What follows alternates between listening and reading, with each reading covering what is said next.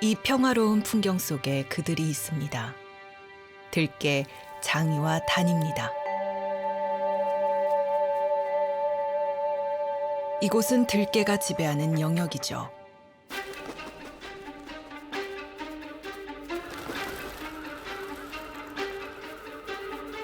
갈대숲 깊이 들어가는 장이와 단이.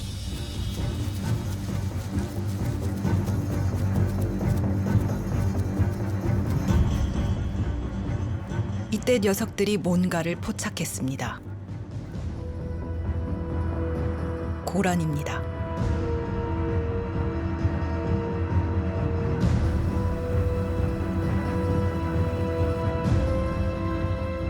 죽느냐 사느냐 쫓고 쫓기는 추격이 시작됩니다.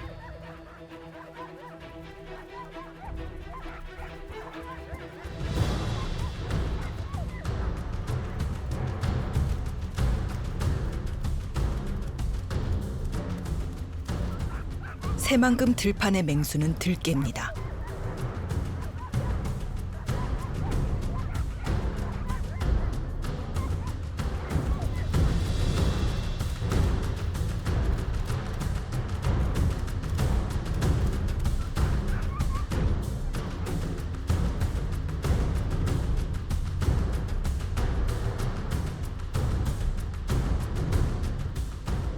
사람들은 말합니다.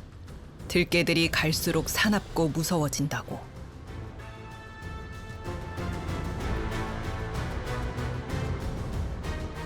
하지만 장이와 단이도 할 말이 있습니다. 이것은 살기 위한 몸부림이라고.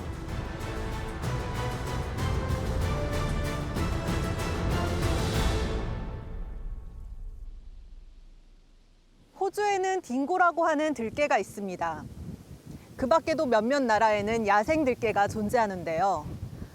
우리나라는 조선시대 후기부터 들깨가 사라졌다고 전문가들은 말합니다. 그런데 말이죠. 우리가 사는 21세기 우리나라 곳곳에 들깨라 불리는 개들이 있습니다. 이 고라니를 들깨들이 잡아먹었는데요.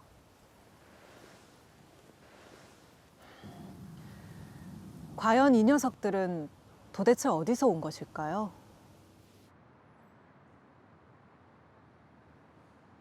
무허가 주거 지역이었던 인천 효성동 백번지 일대. 2008년부터 시작된 재개발로 사람들은 대부분 떠났습니다. 그런데 이곳을 떠나지 못하는 이들이 있는데요.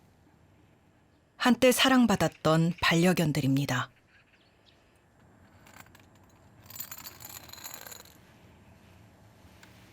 주인과 마지막 인연의 끈을 놓지 않고 기다리지만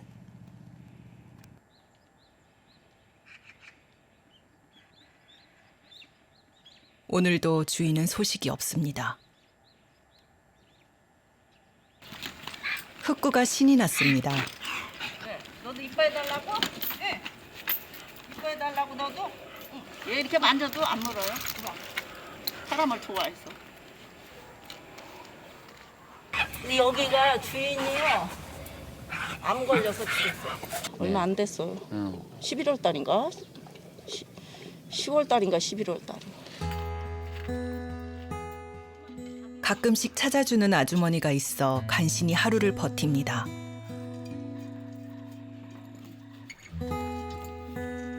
얘는 12년 됐어요. 같은 목줄에 매여 있지만 서로의 처지는 이렇게 다른 걸까요?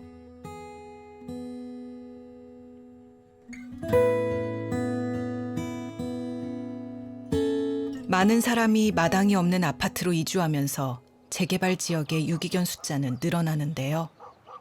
개가 여기 2마리 있었는데 전번 주까지 저희가 확인을 했는데 개가 지금 없어져 있습니다. 여기 문도 터져 있고 없어져 버렸습니다. 이거. 철망을 뚫고 탈출한 개들. 어디로 간 걸까요?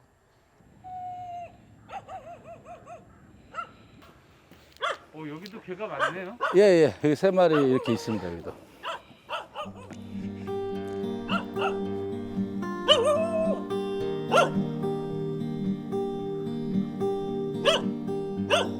주인에게 버려진 뒤 남겨진 시간이 길어질수록 우리를 탈출하는 유기견 수는 많아집니다. 그나마 작은 개들은 집 주변을 맴돌지만 몸집이 큰 개들은 마치 늑대처럼 무리지어 낮보다는 주로 밤에 활동합니다. 그 모습 자체가 사람들에게 위협적으로 비치는데요. 밖에 풀려 있는 개들은 상당히 위험해가지고 저희가 그 순차 같은 거 돌 때 차에서 안 내리고 그냥 돌고 있습니다, 밤에. 사람에 의해 버려져 스스로 살아남기 위해 떠도는 유기견들은 포획 대상이 되고 있습니다.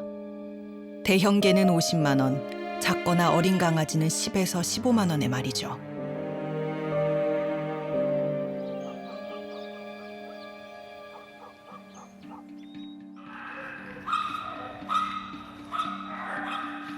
주인이 버리거나 잃어버리면 유기견이 됩니다.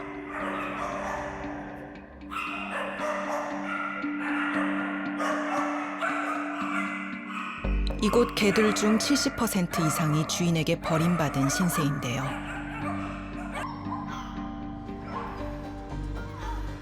이곳에서 살아나갈 수 있는 방법은 하나뿐입니다. 주인이 안 나타날 경우에는 일반 시민분들한테 입양을 보내고 있고요. 만약에 입양을 못 가게 되면 저희가 그래도 최대한 10일에서 12일 정도는 너무 빠른 시기이기 때문에 최대한 데리고 있어 보려고 하고요. 소형견들에게는 그나마 희망이 있습니다.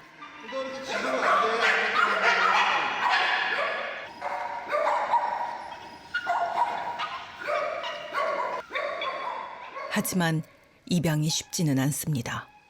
두 마리 입양을 해갔는데 애들이 강아지를 좋아해요. 그래가지고 한 마리 더 데려가려고 하는데 모르겠어요. 작은 게 없어가지고 지금 보는 거예요. 아파트니까 큰 개는 못 키우잖아요. 악견사 같은 경우는 소형견이랑 중형견 정도 보호가 되고 있고요. 뒷견사는 대형견들이 보호 중이에요. 소형견 같은 경우는 5마리가 있다고 하면은 거의 4마리가 거의 가는데 대형견 같은 경우는 5마리 같은 경우 한 마리 가기 너무 힘들어요. 그래서 저희가 홍보도 하고 하지만 정말 어쩔 수 없어요. 왜냐면은 많은 개체 수가 많아지면은 케이지 장소도 너무 모자라고 너무 많이 발생을 하다 보니까 어쩔 수 없이 안락사가 되기도 해요. 지난 2020년 안산시에서 구조된 유기견 수는 792마리. 이 중 213마리가 입양되었습니다.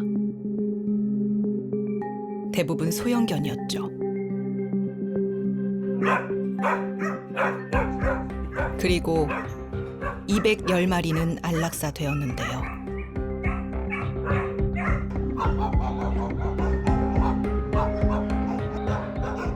대부분 대형견이었습니다.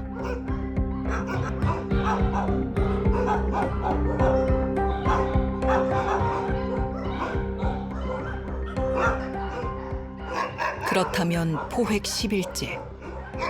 이 개들의 운명은 어떻게 될까요?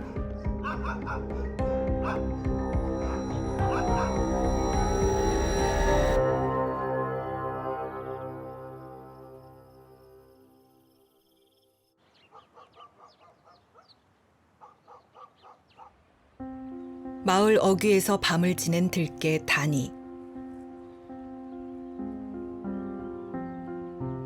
장이도 마찬가지인데요. 주인에게 버려진 뒤 이 둘은 이런 생활을 이어왔습니다.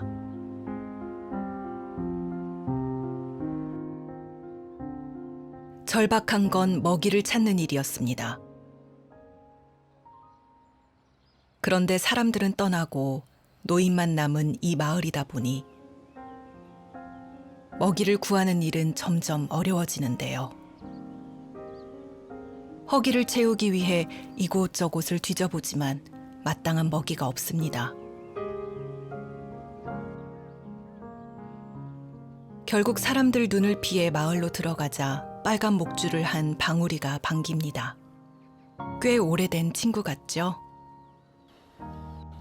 빨간 목줄 방울이도 같은 무리인가 본데요.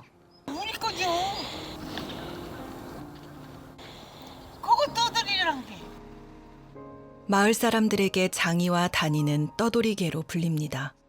아, 또들이게 내가 생각할 때는 한 5마리 돼요. 어떻게 돼요? 노란 거 하나 있고, 까만 거 하나 있고, 올롭게 호래기가 생긴 거 하나 있고, 저거. 쟤네 2마리도 그 물이에요? 그거 같이 크룹이요. 그룹이야? 크룹들이요. 근데 지금은 쟤네 2마리만 나타나네요? 또 어디로 가서 새끼 뱉는가, 새끼 내러 갔는가. 방울 갖다 짠내야 가자. 방울이는 이제 집으로 돌아가 주인 할머니가 주는 밥으로 배를 채우겠죠. 그러나 장이와 다니는 사정이 다릅니다. 스스로 먹이를 구해야 하죠. 이런 장이와 다니의 모습이 사람들 눈에는 그저 떠돌이처럼 보이겠지만 살기 위한 처절한 몸부림입니다.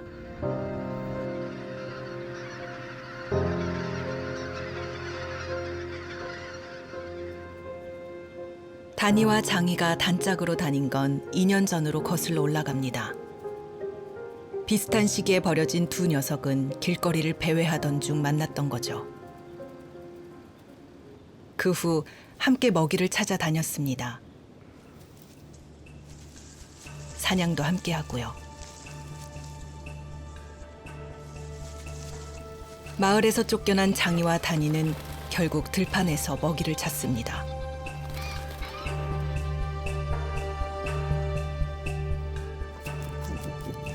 다니가 갈대숲에서 뭔가를 몰기 시작합니다.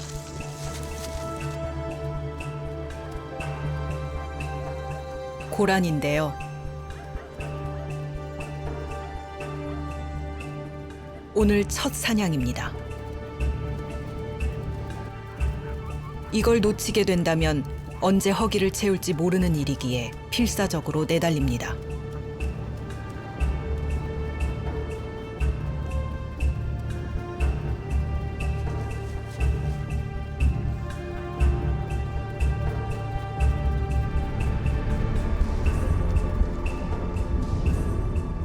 그러나 고라니는 쉬운 사냥감이 아닙니다.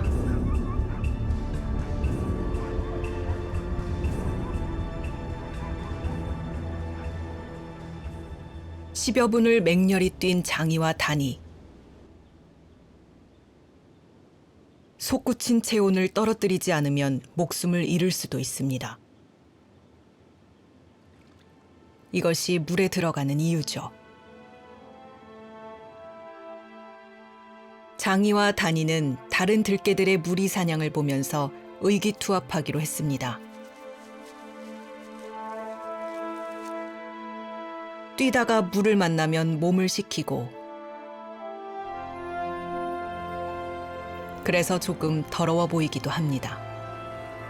하지만 살기 위한 절박한 행동의 결과입니다.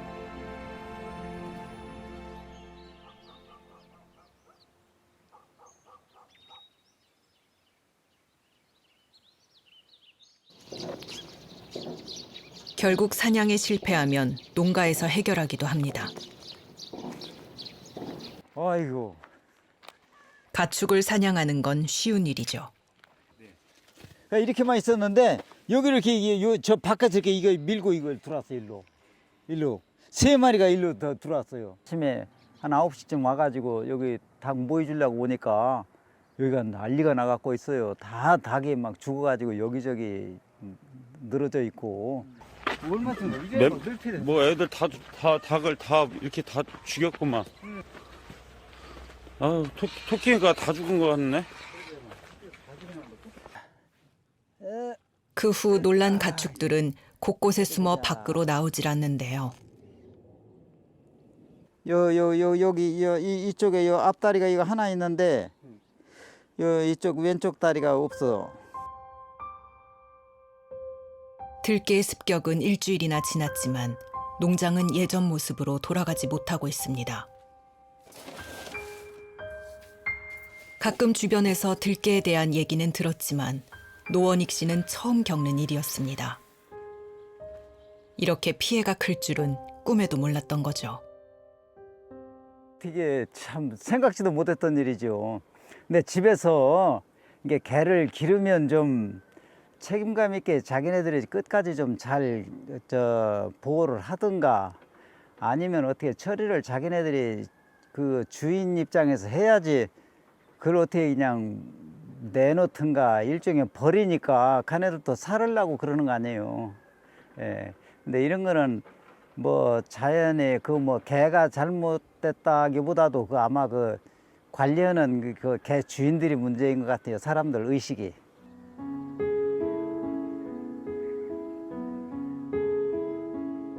또 며칠이 흘렀습니다.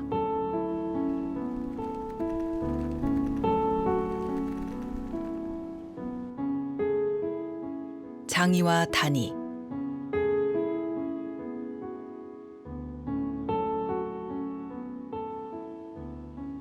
오늘은 마을이 아닌 들에서 아침을 맞습니다. 장이와 단이는 매일 사냥을 하면서 터득한 사냥법이 있습니다. 이제는 사냥할 때 각자의 역할을 정한 듯 보입니다. 장이는 밖에서 길목을 지키고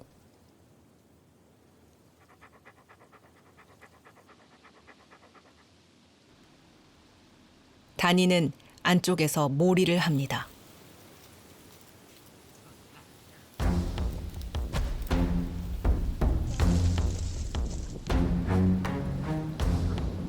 이렇게 포식자의 사냥법을 본능적으로 익혀갑니다. 하지만 야생에서는 그 어느 것 하나도 쉬운 건 없습니다.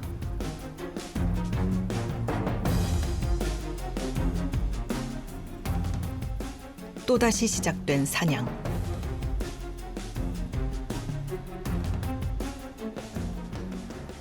이번에도 각자의 역할을 나눠 사냥을 준비합니다.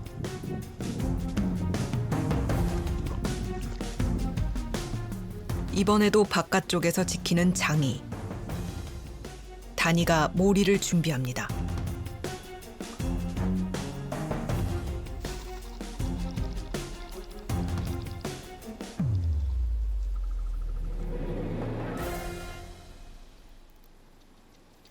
오래간만에 사냥에 성공했습니다.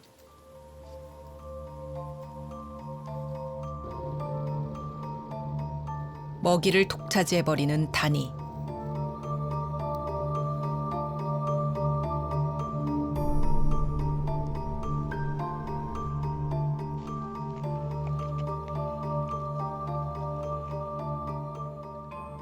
개들의 경우 2마리가 함께해도 서열이 있습니다. 우두머리가 저 먹이를 차지하는 거죠. 그들만의 본능입니다. 어느새 노련한 사냥꾼이 된 장이와 단이.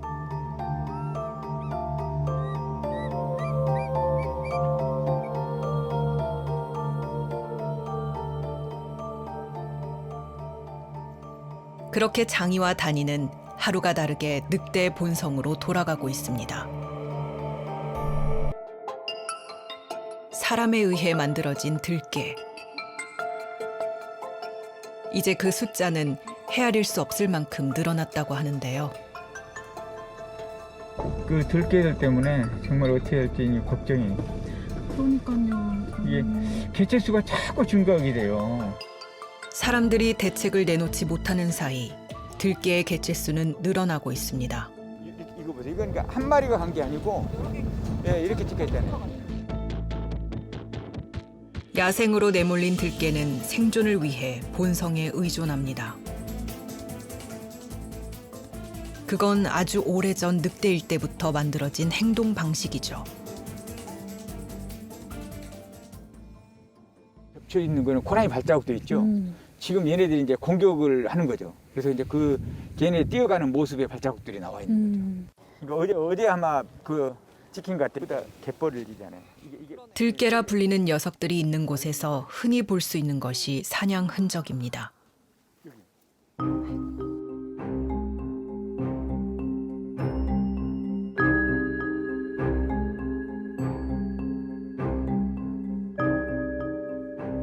사냥 흔적이 많다는 것은 그만큼 들깨의 수가 많다는 것을 의미하죠. 얘네들이 개체수가 성장하면서 어미가 되고 먹이가 없다고 그러면은 어디를 공격할 수도 있을 거고 사람이 위협을 할 수도 있을 거고 그런 게 지금 남아 있는 거죠.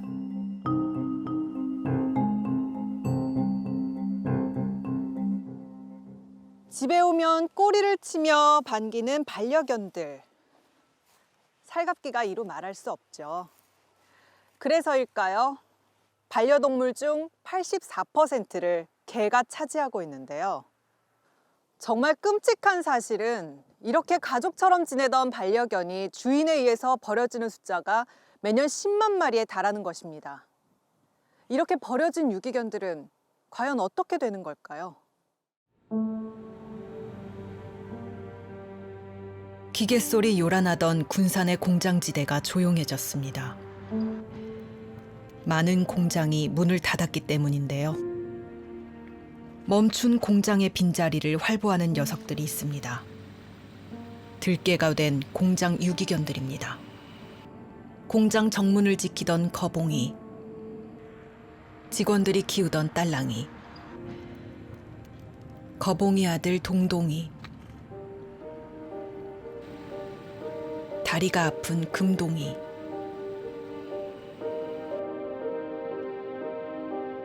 그리고 늦게 합류된 건빵입니다.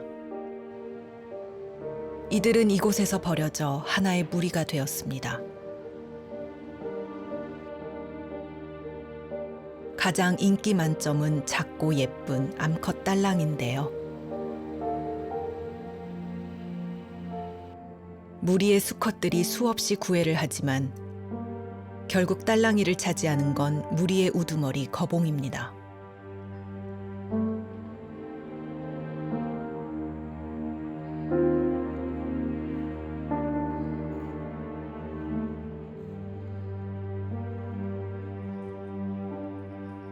사람이 떠나고 폐허가 된 공장이 이들의 활동 무대가 되었습니다. 이곳에서 그들만의 질서를 만들고 서열화를 하면서 무리는 체계적으로 더욱 커지고 있죠. 그리고 화려했던 공장지대는 사라지고 들깨 무리가 활보하는 이곳.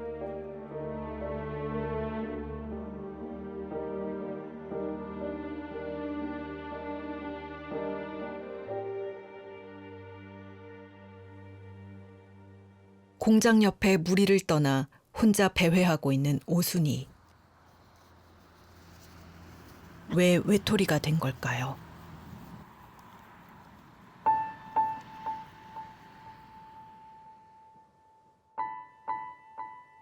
무리가 있는 공장지대 반대편 숲으로 들어갑니다.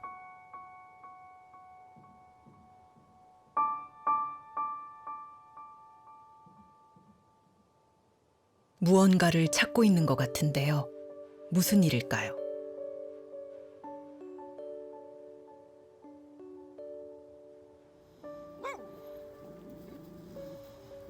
제작진이 다가가자 경계를 하며 이빨을 드러내는 오순이. 바로 이 녀석들 때문인데요. 오순이는 지난 겨울 한파 속에서 강아지 3마리를 낳았습니다. 그리고 사람들을 피해 이 숲속 수로에 새끼를 키우고 있죠.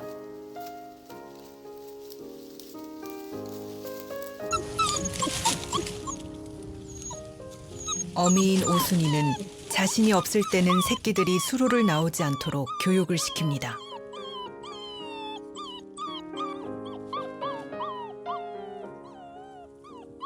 새끼 3마리를 데리고 벌써 5번째 거처를 옮겨야 했던 오순이.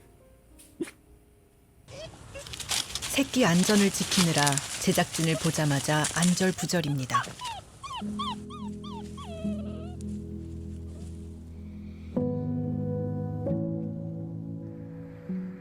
그리고 한 마리씩 데리고 나와 교육을 시킵니다.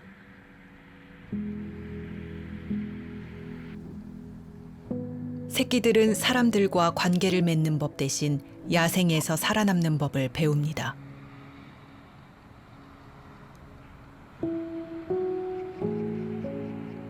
오늘 오순이는 먹이를 구하는 방법을 알려주는데요. 길 건너편 공장에서 먹이를 구하는 것입니다.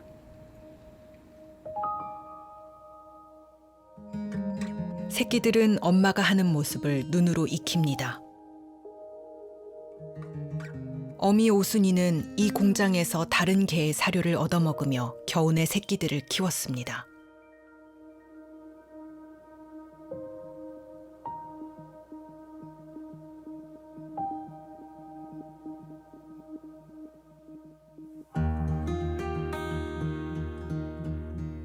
어미의 젖을 먹으며 저 건너편에 먹이가 있다는 것을 배우지 않을까요?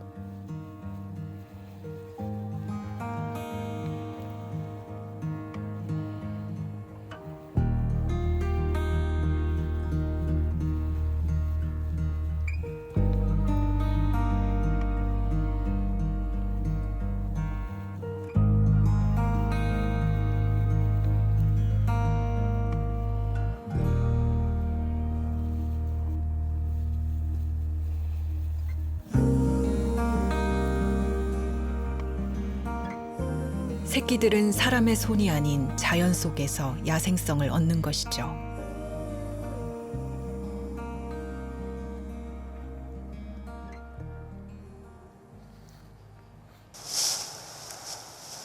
수로 주변에서 위협을 감지한 오순이 또다시 안전한 장소를 찾아 새끼를 옮겼습니다. 이렇게 노심초사 홀로 새끼를 키워야만 하는 오순이. 자신의 품을 떠날 때까지 새끼들을 치열하게 지킵니다.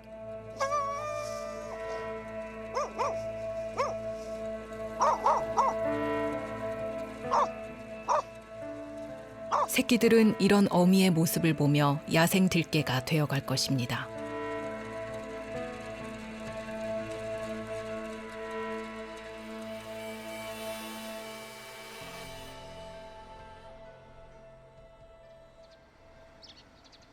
야생 생활을 한 지 어언 2년이 되어가는 장이와 단이. 먹을 것을 찾아 이 동네에서 저 동네 다니며 영역이 점점 넓어집니다.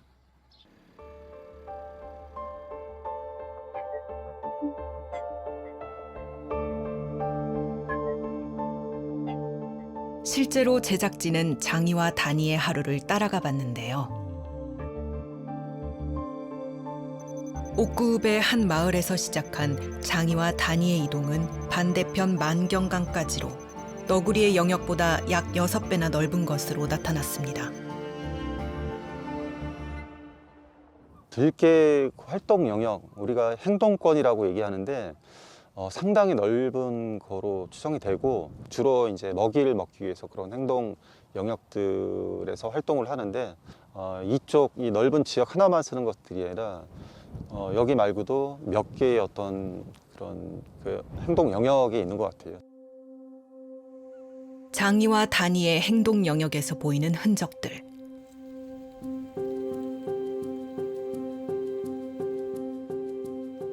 야생동물 보존 연구를 하는 김백준 박사의 눈에는 어떻게 비칠까요?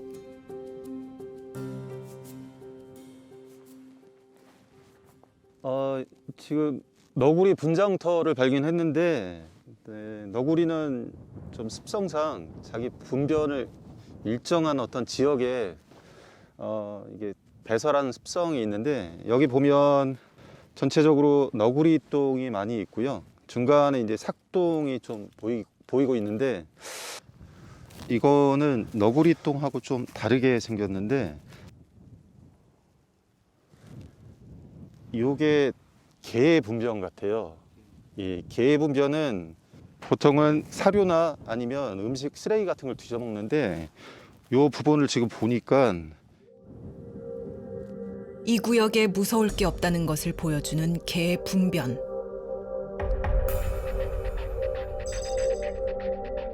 분석 결과 마을과 들판을 오가는 만큼 음식물 쓰레기와 사료, 야생동물의 깃털과 뼈 등 다양한 게 발견됐는데요. 들개 역시 이쪽 생태계의 하나의 일원으로 외부에서 들어온 종으로 지금 같이 서식하고 있는데 이런 부분은 전반적으로 생태계 자체의 어떤 균형 자체를 좀 깰 수 있는 좀 위협 요인이 될 수도 있을 것 같습니다.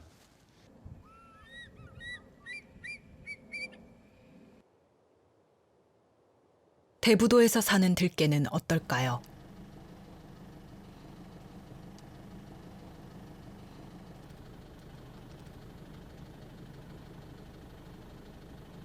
두 마리 뭐 먹고 있는 것 같은데?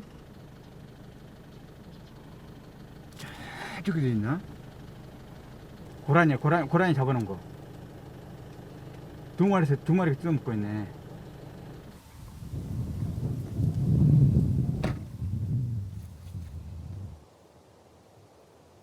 먹이를 지키려는 듯 떠나지 않고 한동안 자리를 지킵니다. 사냥감에게 때로 달려들어 지칠 때까지 놓지 않는 들깨의 무리 사냥법.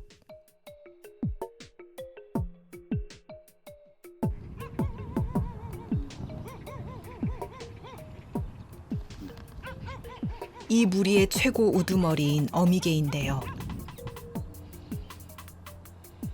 어미가 신호를 보내자 논두렁에서 있던 개들이 일사불란하게 움직입니다.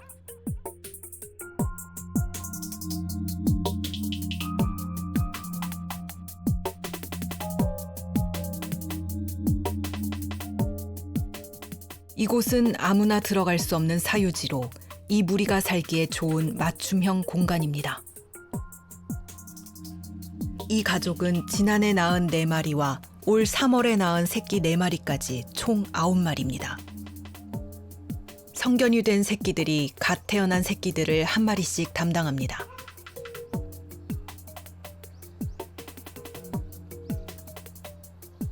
어미와 다 큰 새끼들은 어린 새끼들과 멀리 떨어진 곳에서 놀거나 사냥합니다. 새끼들의 안전 때문입니다.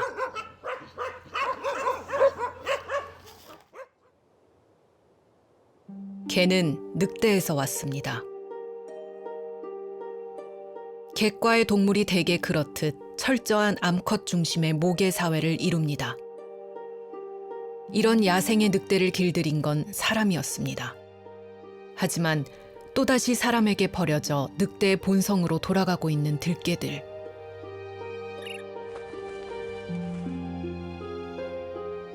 이렇게 야생의 들깨로 돌아간 개들은 대를 거듭할수록 사람에게서 멀어질 수밖에 없습니다. 새끼를 숨겨두고 오늘도 사냥을 나선 어미와 성견이 된 새끼들. 이 어린 새끼들도 성장하면 들깨가 될 것입니다.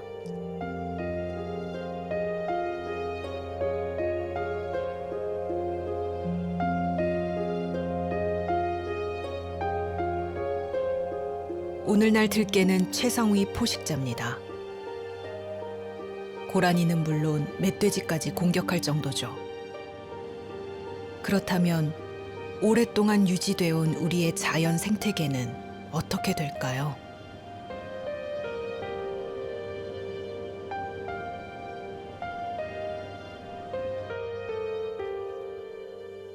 이 어린 새끼들까지 성장하여 들을 누빈다면 과연 들의 생태계는 어떻게 되는 걸까요?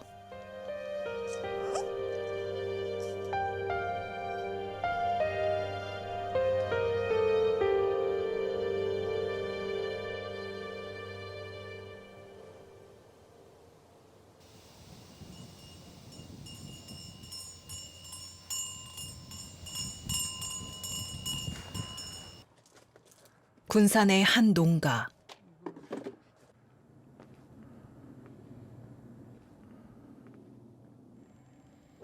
가까이 다가오자 백구들은 꼬리를 신나게 흔들며 반깁니다. 생각해 보세요. 그 눈망울이 배고파서 그 밥 달라고 온 중생은 그 눈망울을 찾다 보면 그 웬만한 강심장이 아니면 그거 못 견뎌요. 사실 스님이 키우는 개들이 아닙니다. 들깨입니다. 지난 겨울 먹이를 주면서 인연은 시작됐죠. 저게 새끼들 낳기 시작하면 개가 1년에 2번 낳는데 이거 100마리 되는 건 순간이라니까 이거. 이거 어떻게 그걸 어떻게 내가 하겠어요.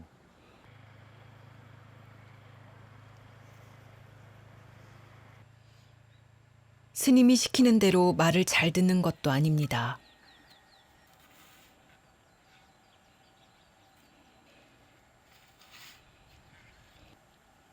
어쩌면 편안하게 먹이를 구하기 위해 이곳에 머물러 있는 건지도 모르는데요.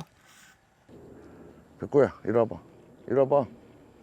백구야, 이리 와봐.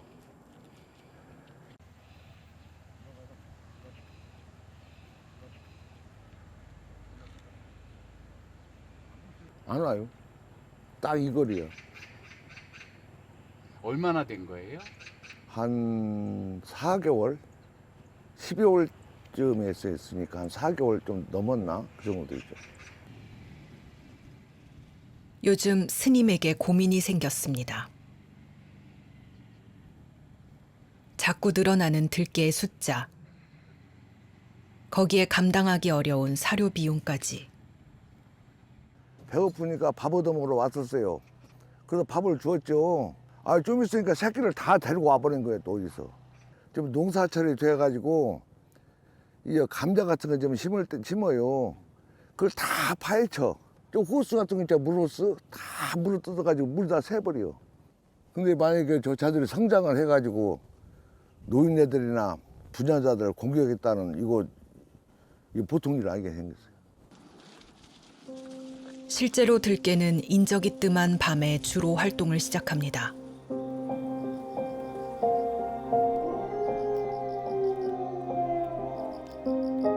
그러니 밤에 이 들깨 무리를 만난다면 누구나 공포에 떨 수밖에 없는 것이죠.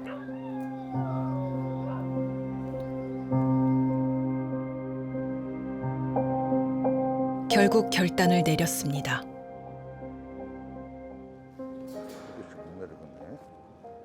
불어나는 들깨의 수를 막을 방법이 없기에 2마리를 제외하고 포획하기로 결정한 것입니다.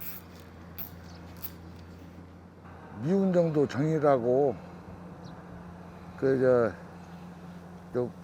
잡아간다니까 좀 마음이 그러네요. 가서 잘 살았으면 좋겠어요. 누가 학대하지 말고 잡아먹지 말고.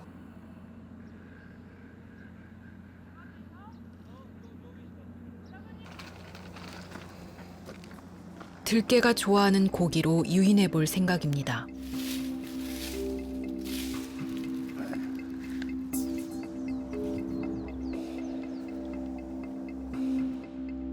하지만 무슨 낌새를 느꼈는지 포획틀 근처엔 얼씬도 안 하는데요.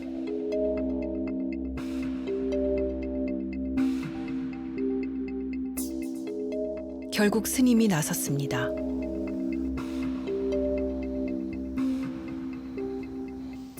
스님이 주던 방식으로 먹이를 뿌리자 새끼들이 몰려오기 시작합니다.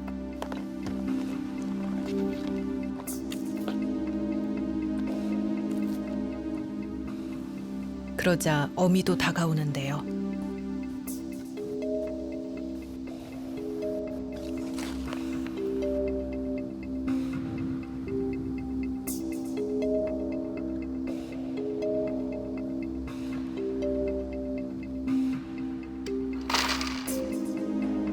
반나절의 기다림 끝에 들깨 가족이 포획되었습니다.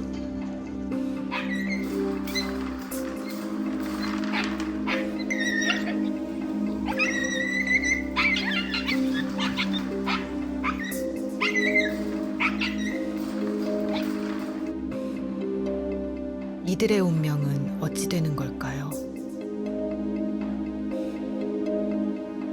잘 가.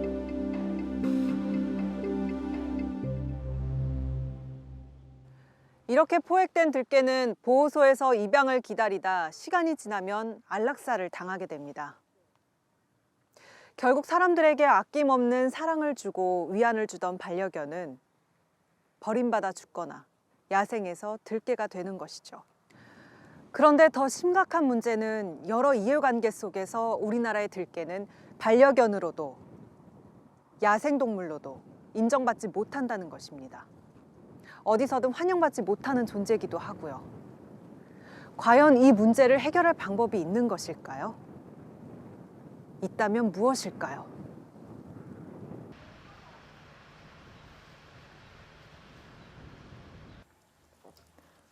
봉구야. 봉구 이리 와. 닦아줄게 이리 와. 자. 괜찮아. 봉구가 또 말썽입니다. 괜찮아. 성견인데도 똥을 가리지 못하는데요. 그렇지. 다른 개와 달리 겁이 많아서일까요?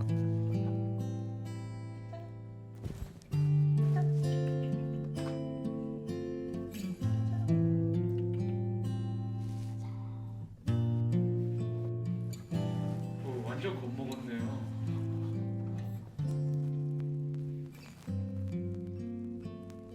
저 처음 하나 보는 건데.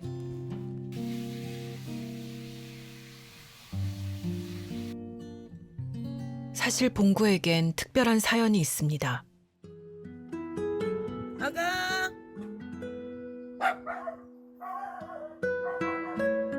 봉구를 처음 만난 건 지난해 5월. 5개월 가까이 먹이를 주다 10월 2일 봉구를 구조했습니다. 빠진 손톱은 봉구를 구한 영광의 상처입니다. 그 후 보호소를 매일 찾았다는 두명진 씨. 얼음이냐? 이거 들어가 볼까? 무서워 나. 나 잘 안 무서워하는데. 그니까. 아.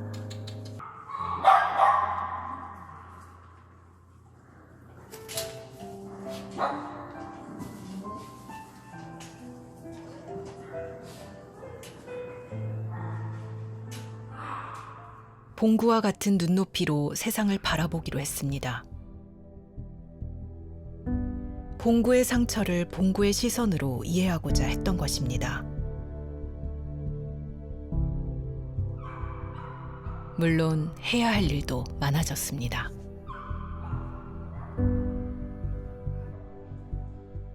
결국 두명진 씨는 봉구를 가족으로 받아들이기로 마음먹었습니다.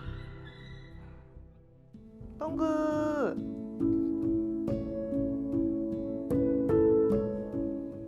두명진 씨 집에는 봉구처럼 입양한 강아지가 4마리 더 있습니다. 다들 사연 많은 유기견, 대부분 소형견입니다. 봉구만 다 자란 들개입니다. 좋아요. 엄마 뭐해?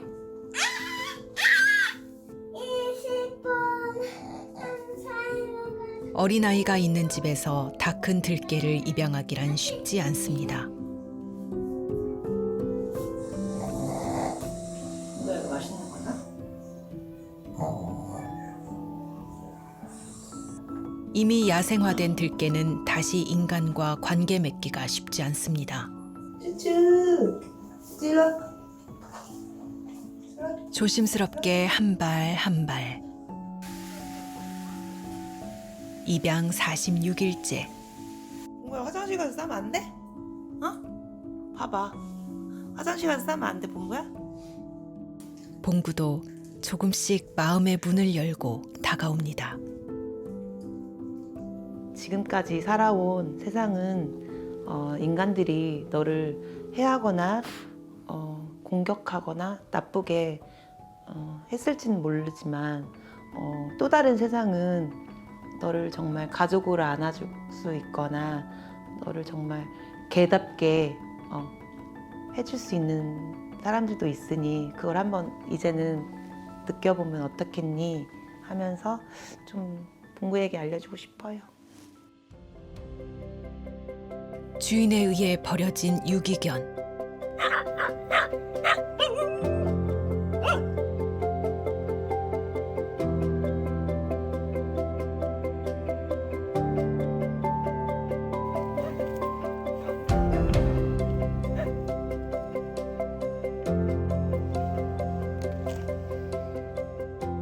이들이 우리를 향해 짖는 이유. 그들의 최후 변론일지도 모릅니다. 우리는 뭐라고 답해야 할까요?